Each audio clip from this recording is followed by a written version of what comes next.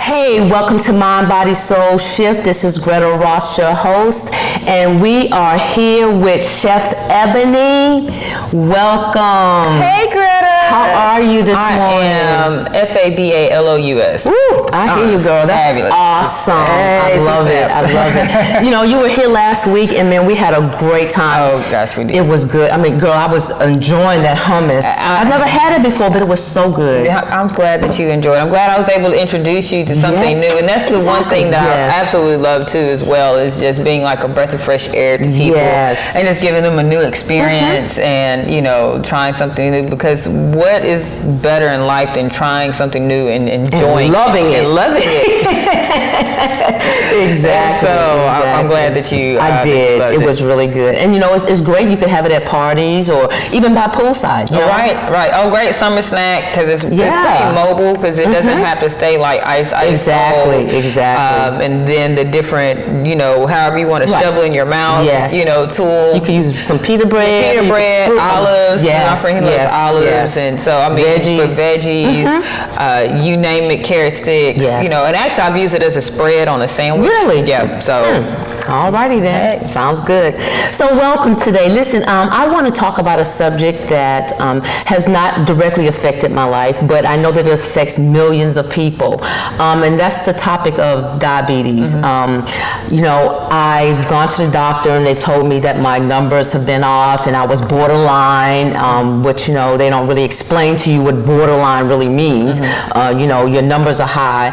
They say you have good cholesterol, you have bad cholesterol, you know, but how does that all work together as far as my diabetes? You know, and they don't really go into details to explaining that to you. So, and I think that there's a big misconception about diabetes, and that's why, because we don't know how it operates and we don't know how it works, that's why we end up contracting it. Well, I think that, you know, sometimes as specialists, people want to be the holder of all the knowledge and they just want to disseminate to you what they think that you can handle. Right. And that's not necessarily a knock to, you know, Western medicine. I just think that that's been the approach, and even just looking at the history, because once it became a formalized institution, it was taken out of the hands of the midwives and the homegrown doctors and the herbalists and the people that actually lived in, you know, and grew and cultivated it. You know, they created these associations to say that, you know, we're legitimized and you're not, because you're not a part of us, so whatever you're saying is illegitimate and you don't know what you're talking about unless. So that's really, if you really want to kind of look at the history of it, is really kind of how a lot of natural cures and natural remedies have kind of faded out and has gone to pharmaceuticals because it couldn't be patented, right? And so, you know, even a lot of, there's a lot of natural drugs, even for like digoxin, right? And so that's actually made from foxglove. So digoxin is used for, regulates your fluid for your like water retention, and so a lot of times they prescribe that to people who have like heart disease or heart issues. Well, they were able to take that plant and reformulate it in a way to where they could patent it, and now it's a drug. But you know, if you were just to need to take foxglove in its natural state or natural form, you know, serve it as natural form, it couldn't be patented. So that's one thing people need to understand. You know, and it's not there are pros and cons to regulations. The idea behind the idea and the philosophy behind regulations is great on the surface. Yes, but there is that underside of where, you know, too few people get a control of the masses, and then they begin to be the self-regulatory of regulating themselves. Right. And so the checks and balances of making sure that it's fair and it's even, and that the best of the best is actually being presented versus the favorite of who's going to profit the most and who's going to benefit. It's almost like who's policing the police? Nobody. Right. And so that's what's happening even now with the FDA. You'll have people work for the pharmaceutical company who'll go work for the FDA and vice versa. And within the different levels of agencies. And so I just, you know, it's that we should question everything. Absolutely. I think that we Yes. should, because when you do, it puts people on their toes.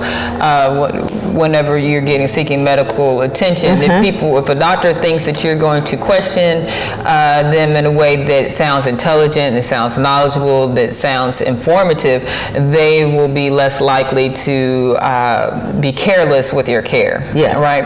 And so I've noticed that time and again when I've gone with family members and I began to talk. Right. And they'd be like, "Oh, do you have medical background?" Yes. I'm like, just enough. Yeah. To know.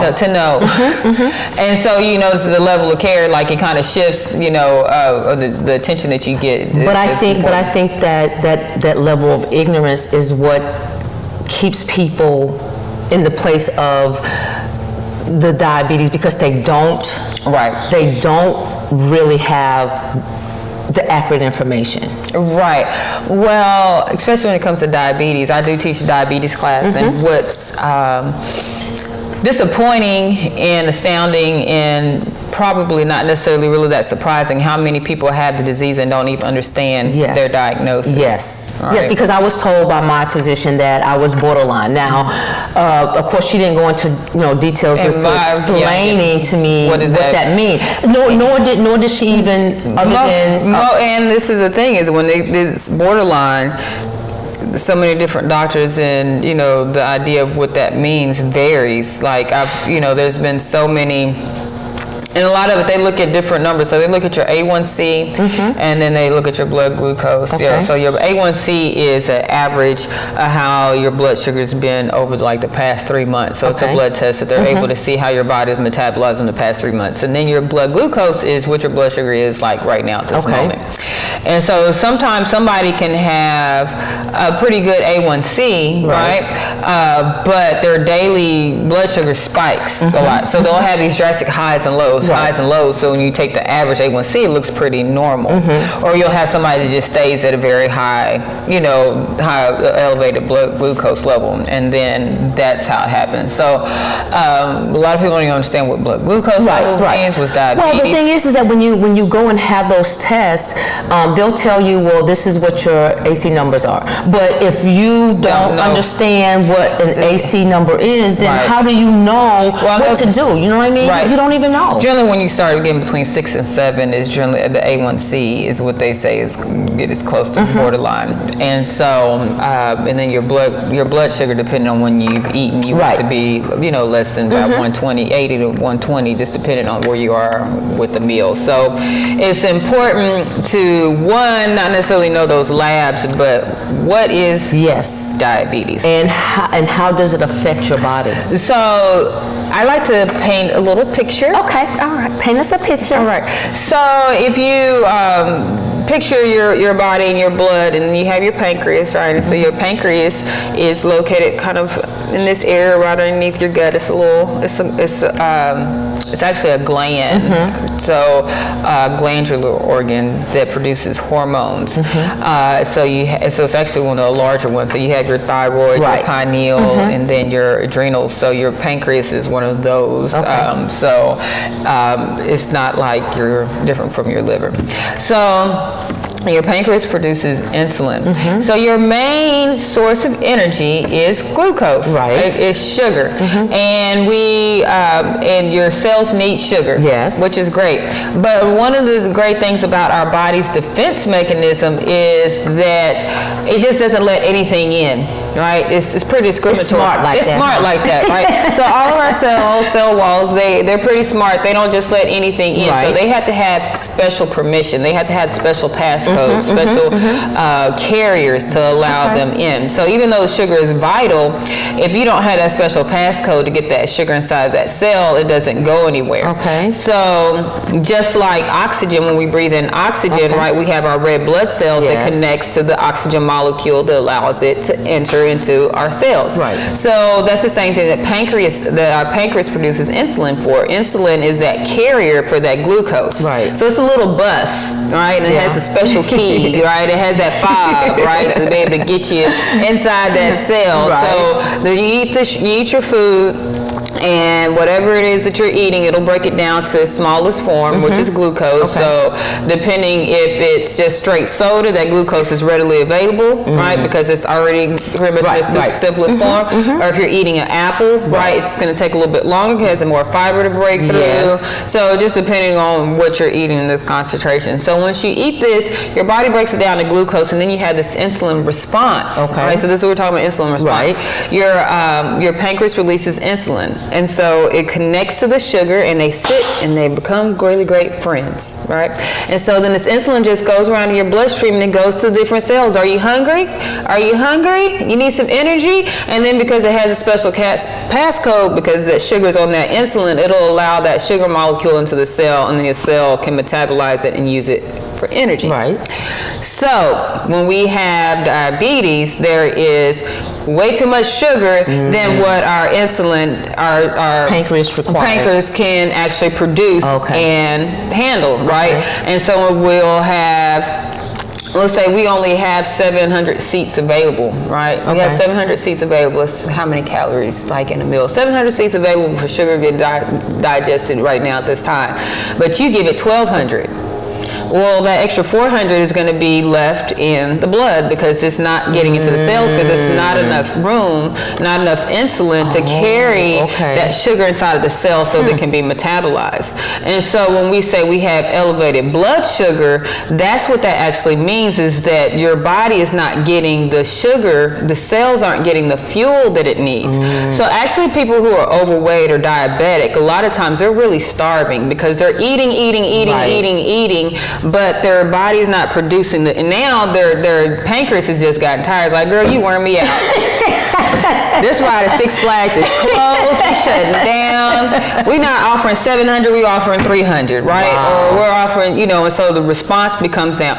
Or now you warn them out that they're misshapen and they don't respond. Their lock and passcode, your body doesn't recognize it. So when they say you have you're insulin resistant, that means that your body doesn't even recognize the insulin that it's making anymore, and so it doesn't allow that sugar to get in.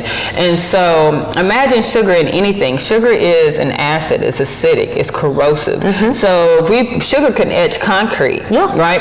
And so that's what's happening inside of our veins. That's what's happening inside of our arteries. When we have prolonged periods of elevated blood glucose, or blood sugar, that our blood becomes like thick syrup, right? And so it should, run pretty thin like water. So imagine when I teach my classes, I'll even probably have some examples of the different viscosity of, so first you start up with water, and now you're getting up to like 10W30 and 10W50, and now you get to the dirty motor oil. It's trying to push through your blood, and so it's scraping and it's scarring the inside of your arteries. And so this is how heart disease, you become a higher risk for heart disease because you're damaging your arteries over a long period of time. Kidney disease, because you're putting so much stress on your kidneys because of all this extra sugar that's that's trying to be filtered out. Your liver, and then this is why neuropathy. So you have all this sugar, and you think about the capillaries that's in your fingertips and in your feet. Those are the smallest blood vessels that's in your feet. It blocks that. And so this is good information. We're going to take a break. We'll be right back with Mind, Body, Soul Shift.